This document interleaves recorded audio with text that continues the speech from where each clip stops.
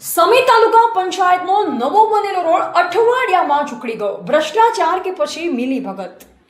ટીડીઓના નાક નીચે જે નવીન આરસીસી રોડમાં ભ્રષ્ટાચારના આક્ષેપ દરરોજ અવરજવર કરતા તાલુકા વિકાસ અધિકારીને ભ્રષ્ટાચારની ગંધ કેમ ના આવી?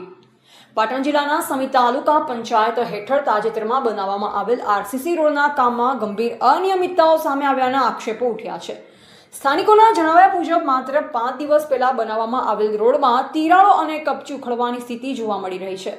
રોડની સપાટી પર લોટ પાણીને લાકડા જેવી સ્થિતિ સર્જાતા કામની ગુણવત્તા અંગે અનેકો સવાલ ઊભા થયા છે. સ્થાનિકોનું કહેવું છે કે રોડનું યોગ્ય બેલેન્સિંગ અને ગુણવત્તા નિયંત્રણ કરવામાં આવ્યું નથી, જે કારણે રોડ શરૂઆતના દિવસોમાં જ ખરાબ થવા લાગ્યા છે.